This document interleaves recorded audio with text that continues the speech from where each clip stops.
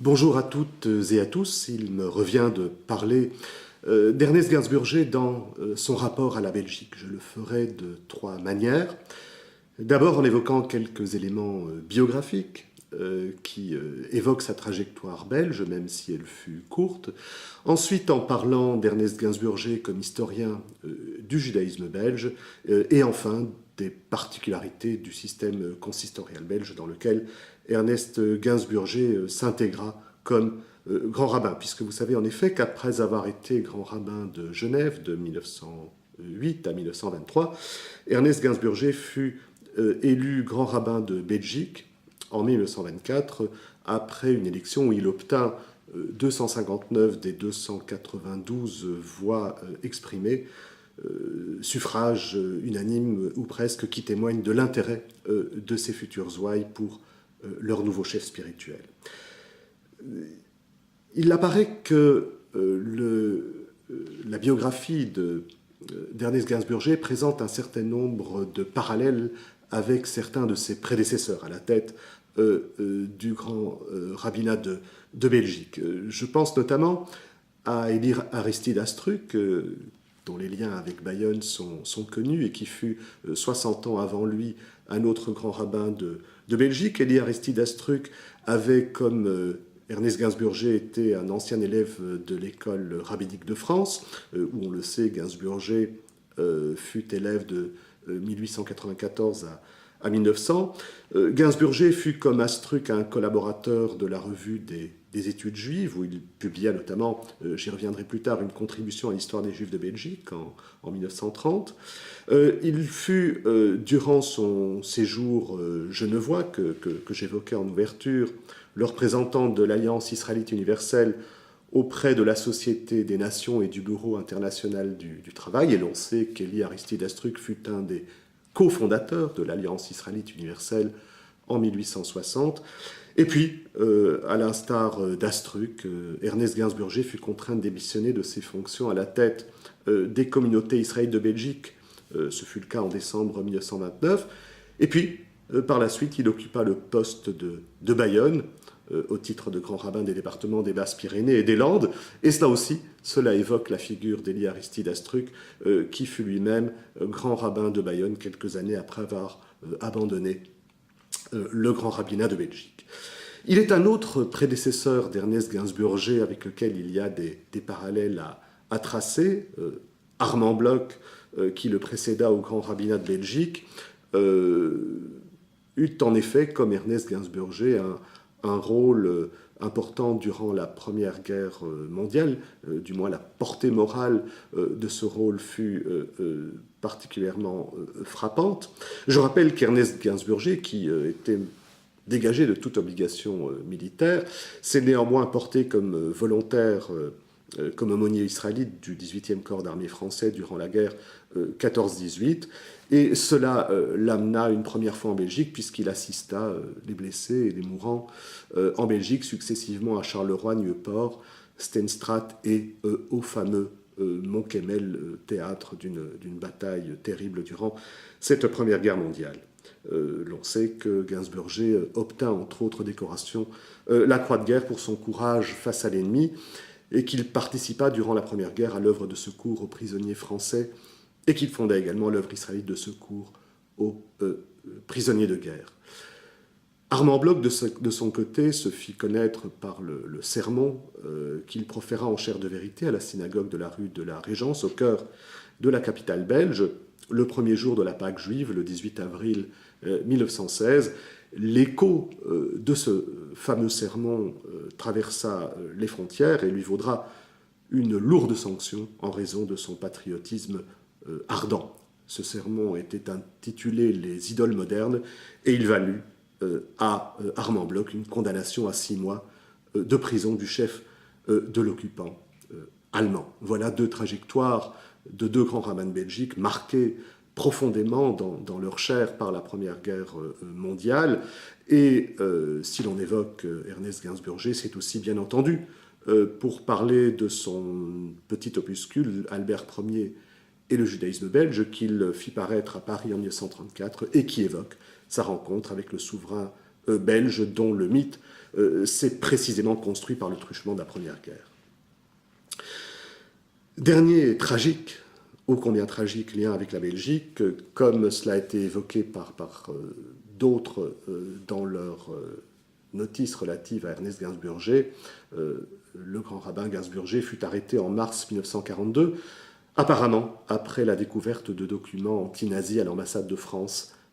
à Bruxelles. Il faut rappeler qu'il avait été proche, en effet, de l'ambassadeur Herbet, qu'il avait fréquenté durant son séjour bruxellois, et que Gainsburger avait recherché l'appui de personnalités juives américaines dans sa lutte contre le régime allemand, ce dont témoignait sa correspondance avec l'ambassadeur sur laquelle la Gestapo mit la main. Et bien entendu, c'est à la suite de cet épisode qu'il fut interné au camp de Compiègne, puis déporté en mars 1943, et nous savons qu'il ne revint pas de déportation. Voilà quelques éléments biographiques qui signent son rapport à la Belgique. Il me revient maintenant de parler d'Ernest Gainsburger comme historien du judaïsme, et bien sûr, à ce sujet, on lui doit surtout les Juifs de Belgique au XVIIIe siècle, un ouvrage paru à Paris chez Lipschutz en 1932. Mais je voudrais peut-être, au préalable, avant d'aborder ce que Ernest Gainsburger a apporté comme contribution en tant qu'historien du judaïsme et des Juifs en Belgique, je voudrais peut-être rappeler dans quelle lignée il s'inscrit, puisque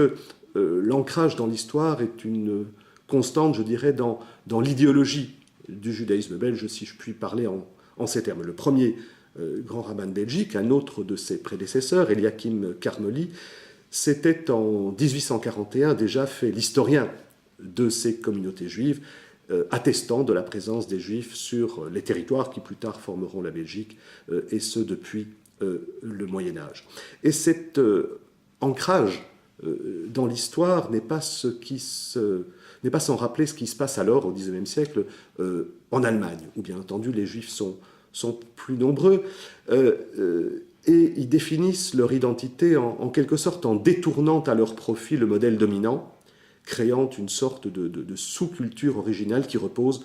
sur une double fidélité, à la fois à l'Allemagne et à l'universalisme juif. Et donc, si l'on fait le parallèle avec l'Allemagne et que l'on interroge cette histoire des Juifs qui va puiser dans un passé médiéval, en quelque sorte un ancrage territorial pour les Juifs, eh bien, l'on se rend compte finalement que l'objectif n'est pas d'attester nécessairement d'une présence continue des Juifs sur le territoire, et peu importe d'ailleurs que ceux qui forment les communautés juives en Belgique au XIXe siècle ne soient en aucun cas les héritiers des générations de familles juives qui se sont succédées sur ce territoire. Ce qui est important pour ces historiens du judaïsme belge, c'est en quelque sorte de convoquer leur mémoire, de se l'approprier afin de territorialiser la présence juive en Belgique, de légitimer en quelque sorte sa participation à la nation moderne, à cette nation belge qui se crée et se développe au XIXe siècle. Et cette conception va se renforcer encore à la fin du XIXe siècle, suite à l'arrivée des Juifs d'Europe de l'Est, suite aussi à l'écho de l'affaire Dreyfus et bien sûr de l'antisémitisme régnant. Et c'est intéressant de voir ainsi que plusieurs des grands rabbins de Belgique se font les historiens du judaïsme belge, et ils le font par un recours à l'histoire et non à la théologie, à la fois pour territorialiser, comme je l'évoquais, cette présence juive sur le territoire et ancrer sa participation à la nation, et également, bien entendu, pour lutter contre le préjugé anti-juif. La revendication de la présence dans la cité passe par l'histoire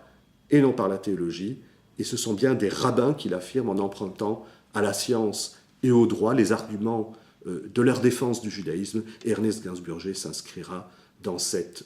lignée. J'en viens maintenant à son travail d'historien, et à vrai dire, à ce sujet, il va à la fois puisé dans l'œuvre d'un autre rabbin qui le précède, Salomon Ullmann, rabbin d'Anvers, et en même temps apporté une contribution originale. Comme le rabbin Salomon Ullmann,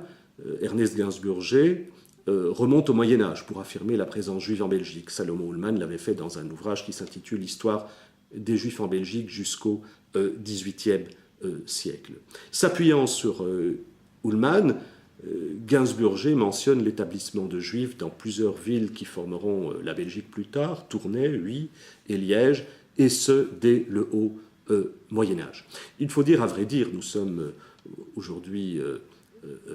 plus d'un siècle plus tard, les sources d'Ullmann, comme les sources de Gainsburger, là c'est moins d'un siècle,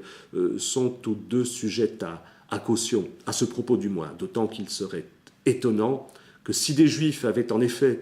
habité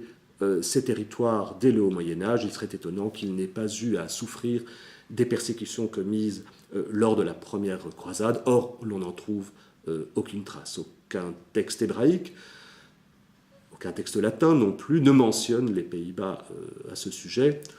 de sorte que l'on peut sans doute suivre l'opinion un peu plus fiable d'un autre historien du judaïsme, Jean Stengers, qui, en se fondant sur des sources qu'il utilise avec beaucoup de circonspection, quelques décennies plus tard, en 1950, va attester que les principautés qui formaient alors les Pays-Bas n'auraient compté aucun établissement juif important, ni même peut-être aucun juif jusqu'au XIIIe siècle. En revanche, bien entendu, quelques marchands de passage, ou alors quelques juifs fuyant provisoirement leur communauté menacée, passent par ces territoires, et il n'est pas étonnant d'ailleurs qu'il y ait des marchands de passage dans la mesure où il y a la proximité de Cologne, où l'existence d'une communauté juive était attestée depuis le IVe siècle. Jean Stengers, en 1950, confirmait là ce que le grand historien européen, quoique belge d'origine, Henri Pirenne avait déjà noté quant à la faible présence juive dans les Pays-Bas au Moyen-Âge, hormis quelques familles à Louvain et à Bruxelles où elles périssent sur le bûcher en 1370. Après cet épisode, on ne trouve pratiquement plus de traces de juifs dans les Pays-Bas méridionaux jusqu'au XVIe siècle, quoiqu'il n'en ait jamais été banni officiellement. Et les Juifs ne pénètrent à nouveau dans ces contrées qu'à la fin du XVe, à Bruges, puis à Anvers, au début du XVIe siècle. Il est en effet connu, et on le sait sans doute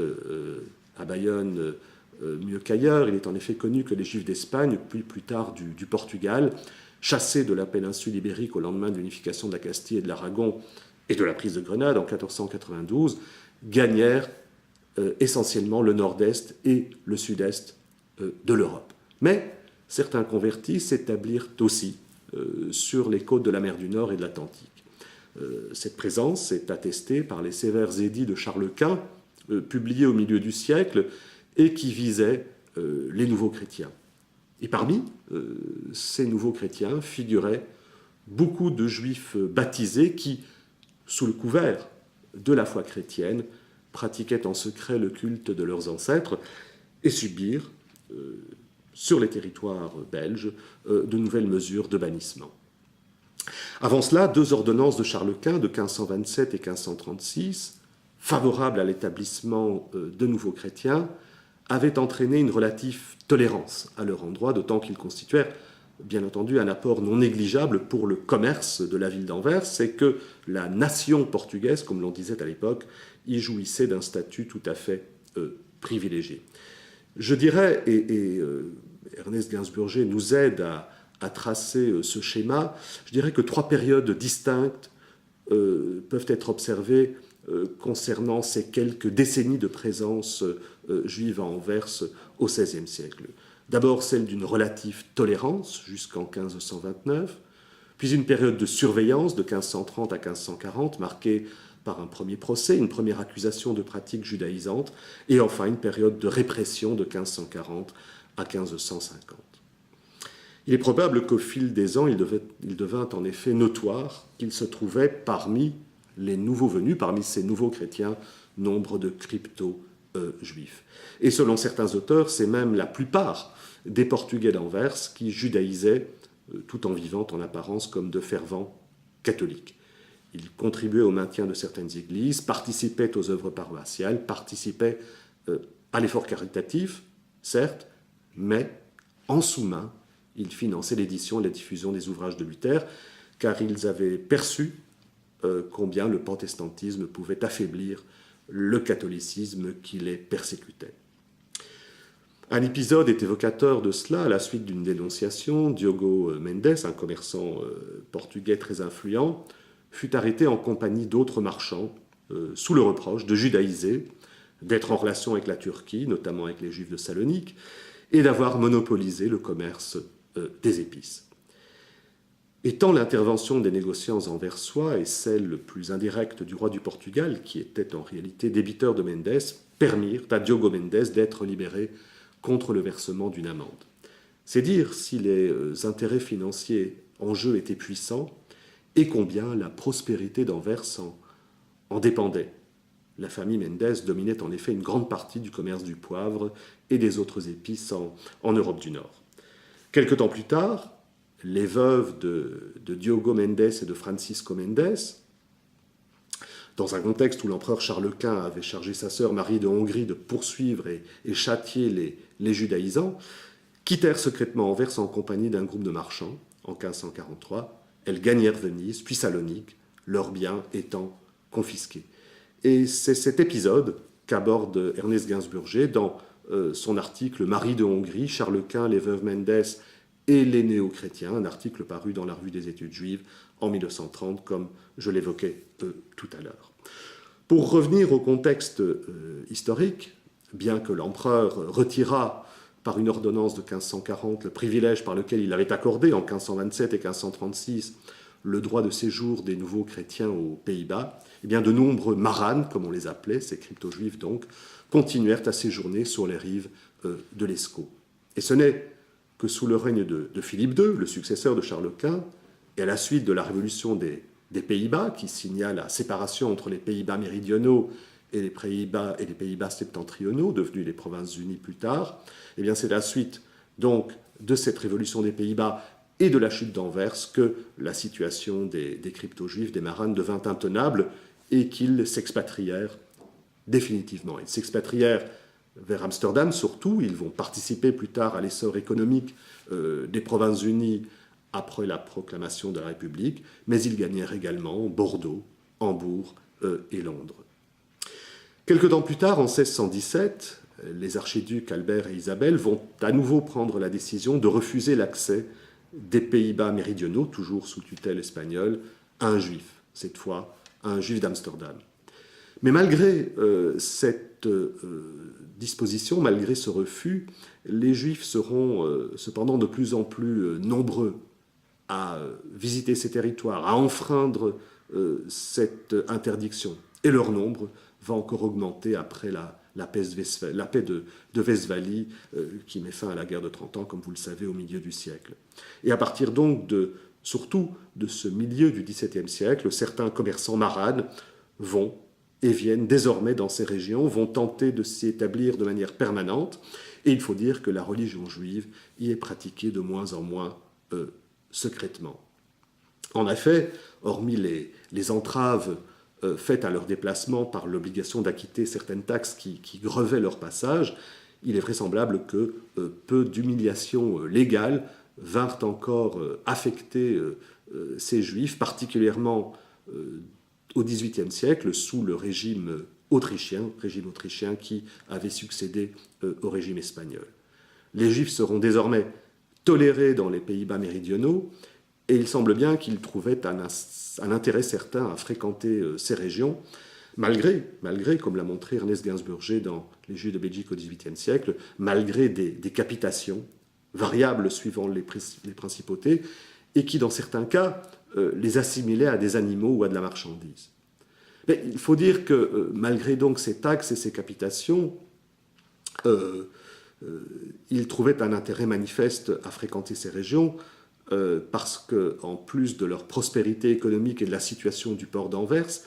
les Pays-Bas méridionaux constituaient une terre de passage entre des contrées fort peuplées par les Juifs. Au nord, les Provinces-Unies, à l'est la Rhénanie, le Palatinat, et au sud-est la Lorraine et principalement la communauté de Metz. En 1756, le gouverneur Charles de Lorraine, donc l'homme du pouvoir viennois à Bruxelles, le gouverneur Charles de Lorraine prescrivit aux magistrats des villes de rédiger une ordonnance de police afin que les Juifs désirant se fixer dans les Pays-Bas méridionaux acquittent une capitation extraordinaire d'un montant de 300 florins annuels, une somme très importante donc pour l'époque, comparable à la contribution de tolérance, la fameuse Toleranzgeld, en vigueur à Vienne. Il est évident qu'il s'agissait là d'une exclusion déguisée, car rares étaient ceux qui auraient pu s'acquitter d'une telle somme. Mais paradoxalement, à l'inverse des positions juridiques développées antérieurement, c'était également là une manière de reconnaître la légalité de leur séjour sur le territoire des Pays-Bas, plus encore qu'une simple tolérance. Je dirais, et je suis là l'opinion d'Ernest Gainsburger, que l'intention était de se débarrasser des Juifs sans ressources, tout en conservant et en attirant même des commerçants aisés de la nation juive. On disait des commerçants utiles à l'époque, c'est le vocabulaire de l'époque, l'utilité des Juifs qu'on retrouve beaucoup dans la littérature concernant les Juifs au XVIIIe siècle. Donc il s'agit d'attirer les commerçants utiles afin de jouir de l'intérêt économique que ceux-ci pourraient présenter. L'intégration du commerçant dans la vie économique de la cité nécessitait l'accès à la bourgeoisie, au statut de bourgeois, et cette qualité de bourgeois permettait en effet de pratiquer sans entrave une profession ou un négoce. Et Ernest Gainsburger, dans cet ouvrage donc, que j'évoque, a décliné les quelques cas d'accès des Juifs à la bourgeoisie des villes, en plus d'avoir dressé les listes des Juifs recensés dans les principales villes des Pays-Bas méridionaux au XVIIIe siècle. Il y a autre chose que je voudrais signaler à propos de l'œuvre de Gainsburger comme historien des Juifs de Belgique, c'est qu'il a notamment mis au jour un mémoire qui date de 1788 du chancelier et conseiller du Conseil des Gueldres, un mémoire qui, et c'est là tout son intérêt, qui, tout en faisant valoir des arguments proches de ceux défendus à la même époque en France par Mirabeau ou par l'abbé Grégoire, demande la perpétuation de l'édit d'expulsion contre les Juifs. Et Gainsburger montre, par l'analyse détaillée qu'il opère de l'attitude du gouvernement des Pays-Bas autrichiens, que sa politique économique visait à se débarrasser donc des Juifs sans ressources, tout en conservant les Juifs aisés, je l'évoquais il y a quelques instants, afin de jouir de l'intérêt économique que ceux-ci pourraient présenter. Et tout l'intérêt est là dans cette position uniquement utilitariste qui ne repose ni sur des arguments politiques, ni sur un discours humaniste. C'est là la marque de la tolérance joséphiste, du nom de l'empereur Joseph II, une tolérance très limitée, toujours faite de règles fort discriminatoires et qui contraste avec ce que sera très peu de temps plus tard l'émancipation révolutionnaire française, laquelle, vous le savez, reposera sur des principes abstraits, fondements de l'égalité des droits. Comme les métiers des villes des Pays-Bas méridionaux refusaient d'admettre les Juifs en leur sein, eh bien, il ne leur restait qu'à exercer le commerce en gros, un commerce affranchi de toute corporation, ce qui nécessitait d'importants moyens financiers, ou alors le recours au trafic clandestin, qui ne pouvait donc que renforcer les griefs que l'on adressait déjà aux Juifs, et l'on a vu il y a quelques instants que certains textes le faisaient. Hervé Asquin, historien des Pays-Bas autrichiens, a écrit de l'empereur Joseph II que sa politique religieuse se trouvait, je le cite, à la confluence d'une tolérance d'inspiration mercantile, d'un humanisme chrétien misant sur une religion plus intérieure et moins dogmatique, et d'un droit naturel qui revendiquait pour l'individu les libertés d'opinion et d'expression. Et le fameux mémoire sur les Juifs du prince de Ligne, autre personnage qui a marqué l'histoire des territoires qui formeront plus tard la Belgique, eh bien, le mémoire sur les Juifs du prince de Ligne partage à peu près ces conceptions en manifestant tout à la fois envers les Juifs les préventions de l'impératrice Marie-Thérèse, la mère de Joseph II, et la tolérance de son fils Joseph II. Ligne était lui aussi, comme l'empereur, un réformateur des Juifs. Il voulait une réforme typiquement habsbourgeoise, une réforme où l'on trie entre les Juifs riches et les juifs pauvres, entre les juifs utiles et ceux qui ne le sont guère, une réforme utilitariste, physiocratique, qui protège non les droits des juifs en tant qu'individus, mais qui protège les juifs pour la fonction économique qu'ils assurent en vue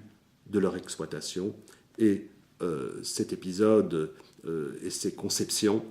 Ernest Gainsbourger a contribué dès le premier tiers du XXe siècle, en tant qu'historien, à les exposer.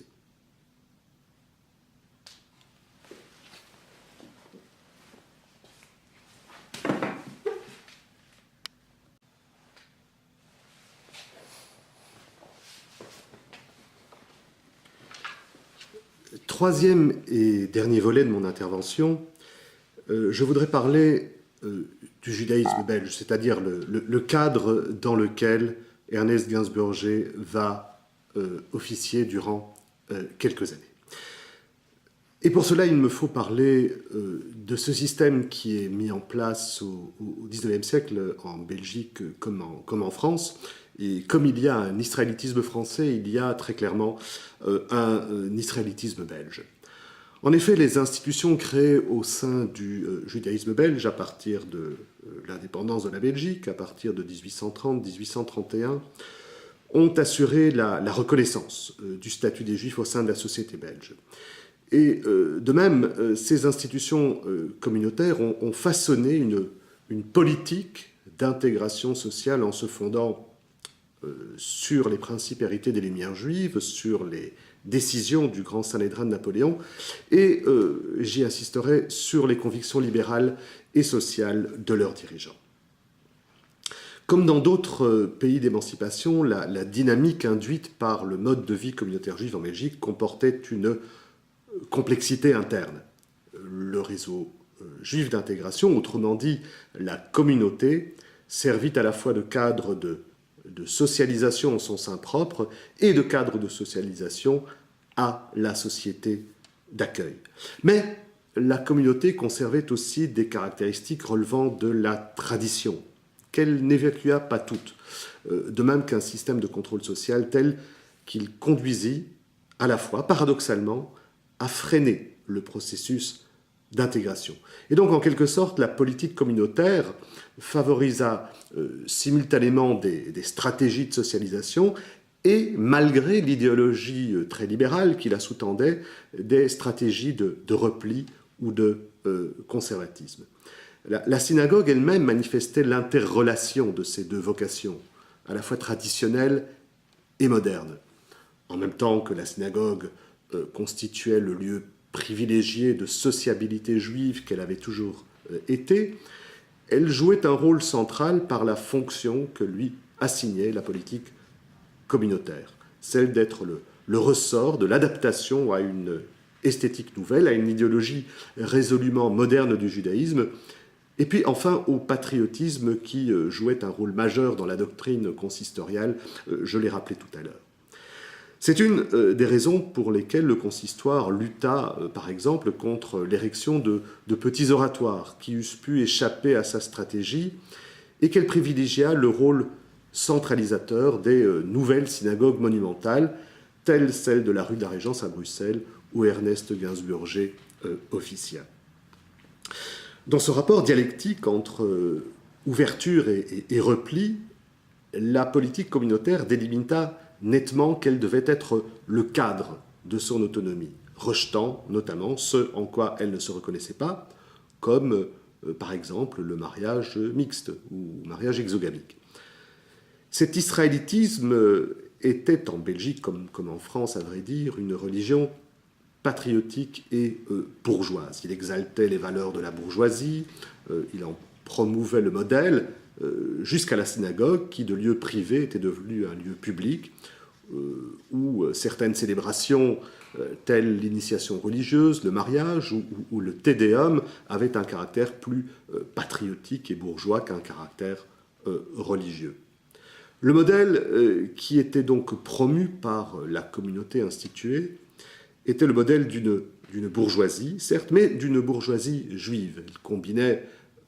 comme valeurs à promouvoir, la réussite sociale, l'adhésion aux vertus morales et patriotiques, l'éthique de la responsabilité,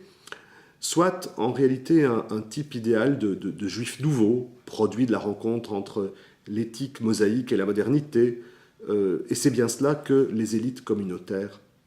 incarnaient. Et ce qui est intéressant, c'est que, alors qu'en vertu des règles qu'elle s'était elle-même imposées, la communauté instituée limitait théoriquement ses attributions au seul domaine religieux, eh bien en réalité, elle étendit largement ce rôle à la sphère sociale. C'était là une manière courante d'assumer de façon interne l'ensemble des fonctions, notamment caritatives, que l'on répugnait à abandonner au monde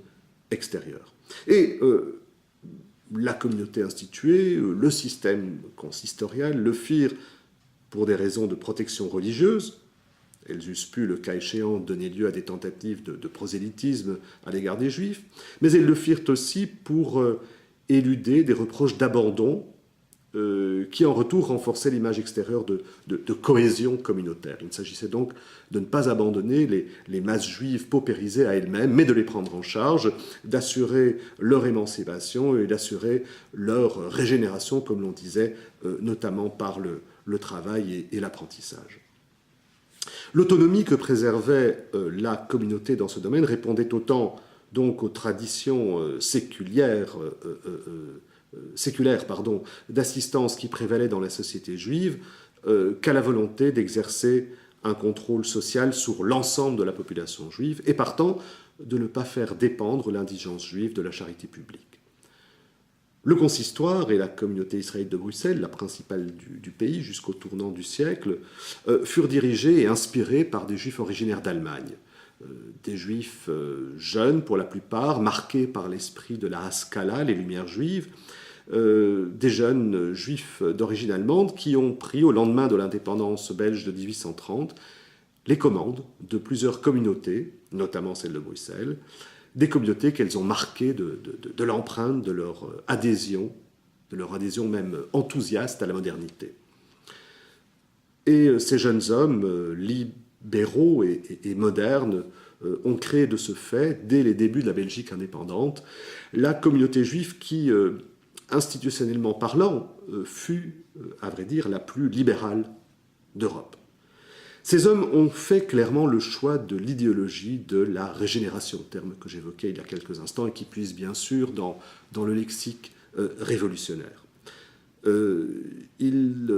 ont bâti en Belgique, où rien n'y faisait obstacle, ce qui n'avait pu structurellement être possible en Allemagne, d'où ils venaient, que ce soit en raison des obstructions internes aux communautés juives allemandes ou en raison des interdits institutionnels qui frappaient les juifs en Allemagne. Cette régénération qu'ils promouvaient et qu'ils ont instituée, cette régénération ne fut pas qu'un moment politique et social. Elle fut véritablement une idéologie qui courut sur tout le siècle, tout le XIXe siècle. Elle servit à fabriquer un homme nouveau, des juifs nouveaux, à transformer en quelque sorte les mentalités. Et tout y concourut. Le modèle philanthropique mis en œuvre, la politique sociale, les institutions juives, la conception que l'on eut de l'école juive, et bien entendu aussi la morale prêchée à la synagogue et Ernest Gainsburger, dans la première partie du XXe siècle, en fut en quelque sorte, si j'ose dire, un avatar ou insurgent. Le résultat logique du discours sur la régénération des Juifs fut dès lors la mise en œuvre d'une politique sociale très volontariste, destinée à contrôler les voies de l'intégration économique et sociale des Juifs, et fondée sur la projection d'un modèle idéal de Juifs laborieux, honnêtes, insoupçonnables, instruits et bien sûr religieux du moins dans la perspective de la religion que concevaient ces dirigeants communautaires modernistes. Cette action très volontariste fut légitimée par le discours éthique répercuté par le judaïsme libéral fondé sur principalement les valeurs morales du judaïsme. Il y eut donc en quelque sorte interpénétration fondamentale entre l'action sociale des dirigeants communautaires et la morale religieuse professée à la synagogue par les grands rabbins, et ce fut le cas d'Ernest Gainsburger quelques décennies plus tard. Cette politique sociale transforma aussi le schéma traditionnel de la bienfaisance juive en l'adaptant au modèle qui était celui de ce libéralisme du XIXe siècle, à savoir un modèle philanthropique. J'ajouterai à cela que le judaïsme au XIXe siècle a en Belgique plus suscité de curiosité que de peur, malgré la perpétuation de stéréotypes, bien sûr, et peut-être aussi une antipathie réelle dans le chef de certaines administrations chargées des questions du culte à tous les niveaux de pouvoir. Mais dans le même temps, il faut dire que la population juive en Belgique n'a jamais excédé 1% de la population du pays et n'a dès lors jamais suscité de réelles craintes auprès de ceux notamment qui évaluaient sa capacité d'insertion dans la cité. Le consistoire, par son libéralisme, a plutôt d'une certaine façon correspondu à l'attente de l'autorité civile, de sorte que c'est précisément sous sa pression que les communautés orthodoxes nées du courant migratoire venu d'Europe de l'Est à la fin du XIXe siècle et au début du XXe ont eu du mal à être reconnus par les pouvoirs publics. Le libéralisme religieux que le consistoire professait eût pu, on peut le concevoir, conduire à la réduction du judaïsme à une forme de spiritualisme un peu délité. Or, il revendiqua la perpétuation d'une conception communautaire du judaïsme et l'attachement à une grande partie de ses traditions.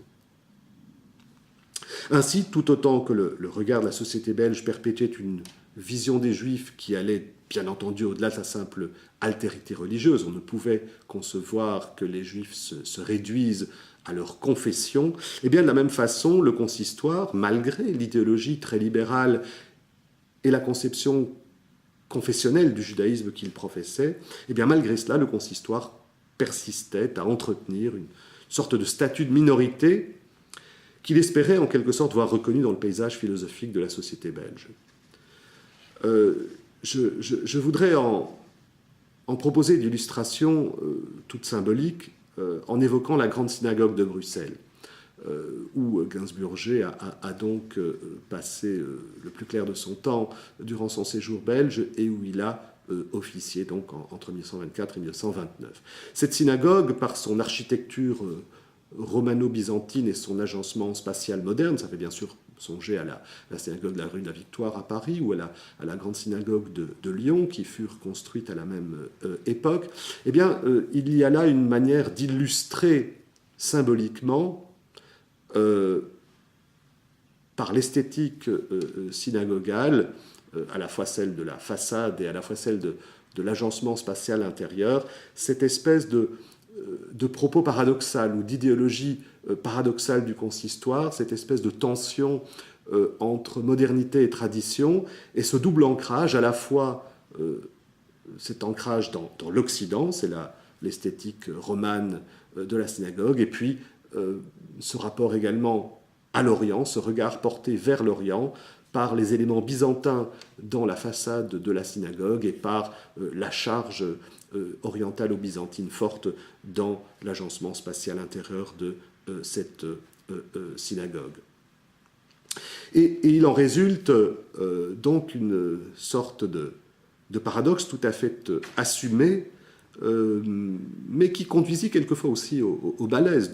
à la fois de nombreux juifs libéraux qui voyaient là un trop grand attachement à la tradition, et en même temps,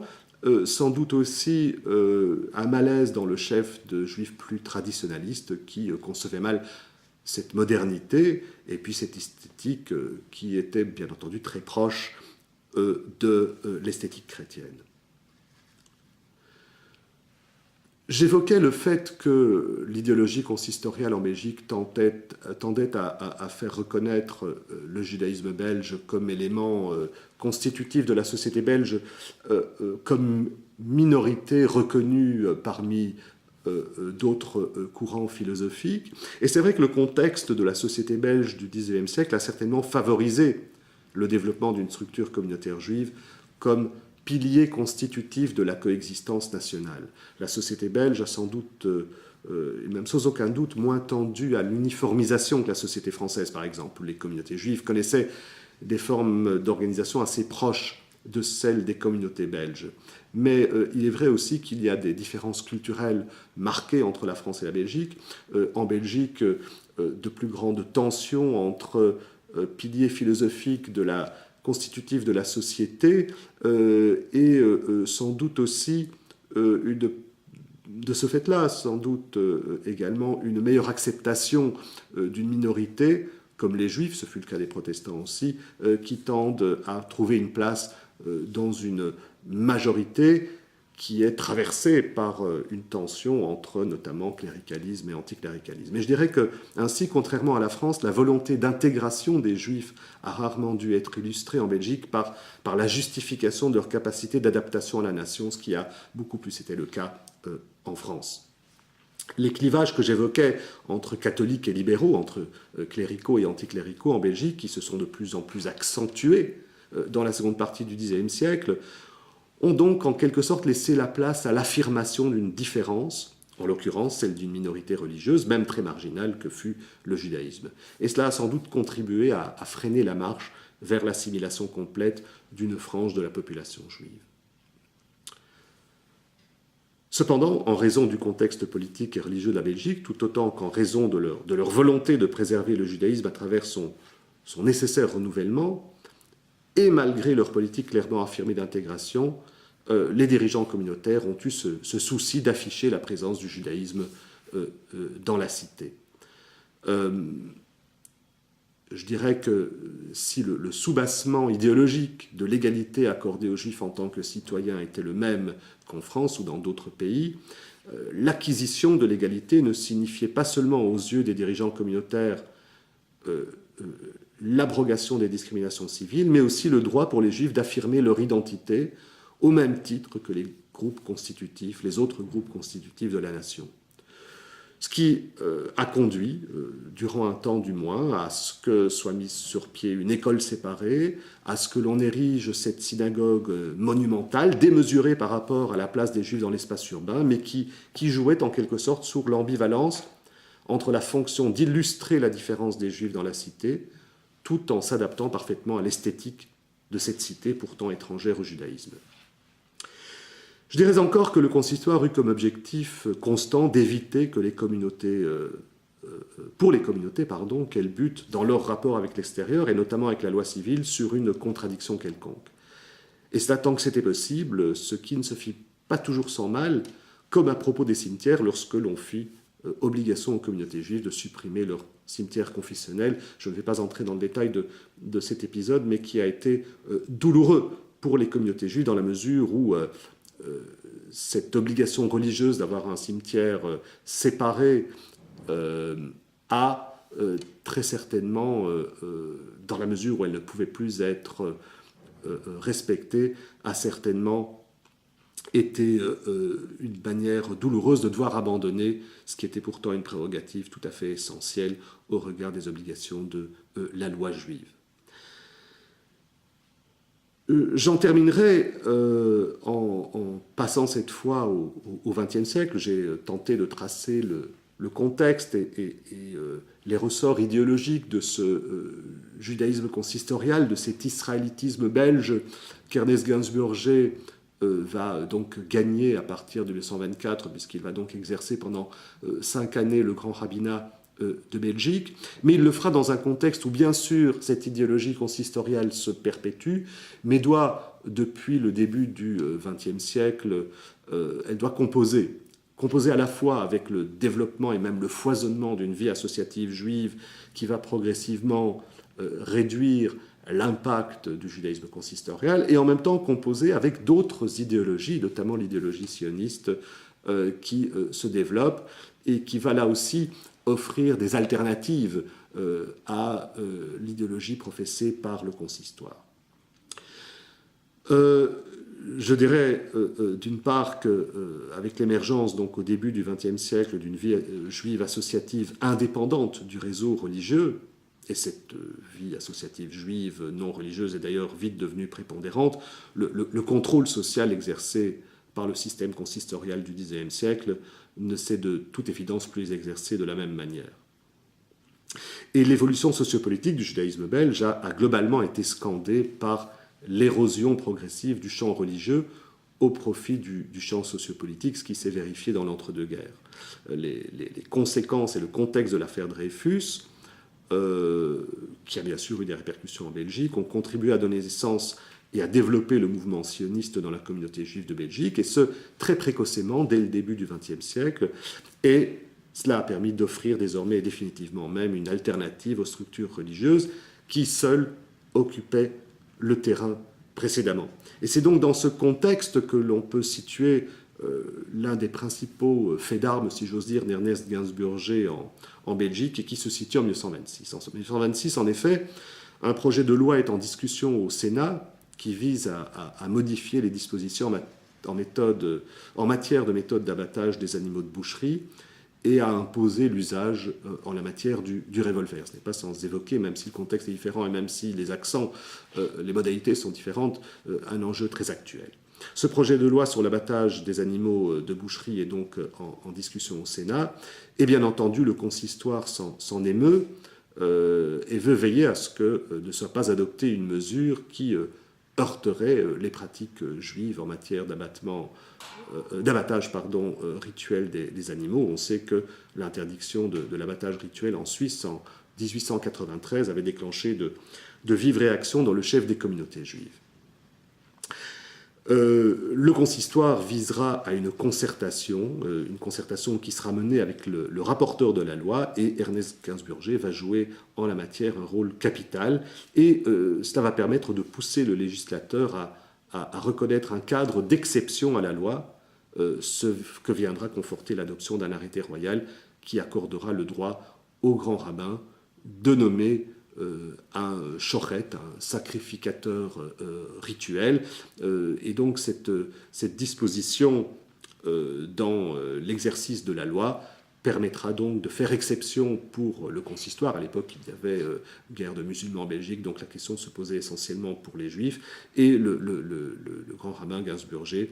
jouera un rôle important de ce point de vue. Il en fera d'ailleurs la synthèse. Il fera la synthèse de cette expérience dans un ouvrage qu'il a fait paraître en 1932 et qui s'intitule « La méthode juive d'abattage au point de vue religieux, scientifique et historique ». C'est dire donc que Ernest Gainsburger a été grand rabbin de Belgique à la fois dans un contexte nouveau, celui d'une vie associative juive foisonnante, où l'ancrage religieux devient peut-être plus marginal, ou du moins important par rapport à un engagement identitaire d'un ordre différent dans le chef des nouveaux venus juifs, ces immigrants d'Europe de l'Est qui ont gagné la Belgique à partir de la fin du XIXe siècle, et que le grand rabbinat d'Ernest Gainsburger se situe aussi dans un contexte religieux tout différent, qui n'est pas un contexte d'idéalisme où l'on construit, comme au XIXe siècle, ce libéralisme religieux très moderniste et qui vise à trouver une sorte de synthèse entre tradition et modernité. Non, il le fait dans un contexte où, cela étant acquis, mais en train d'être minorisé au sein de la société juive de Belgique, eh bien, il doit se battre sur divers fronts, et notamment pour protéger une prérogative religieuse indispensable pour les Juifs, à savoir la perpétuation de l'abattage rituel des animaux, essentiel à la perpétuation de leurs obligations religieuses. Et je dirais donc, pour terminer, que le consistoire qui, au XIXe siècle, contrôlait l'essentiel de la vie juive en Belgique, a été contraint, dès 1900, de s'adapter à la fois au pluralisme religieux avec l'émergence des communautés orthodoxes et à l'émergence d'autres dimensions de l'appartenance juive, appartenance sociale, appartenance politique, appartenance culturelle. C'est dans ce contexte donc qu'Ernest Gainsburger est devenu grand rabbin de Belgique et qu'il a mené son grand rabbinat durant 5 années jusqu'en 1929, dans un contexte qui avait considérablement évolué, mais dans un modèle idéologique qu'en quelque sorte, en bon élève du séminaire rabbinique de France, un modèle dont il partageait l'idéologie et dont il se fera le chantre et le défenseur entre 1924 et 1929. 29. Je vous remercie.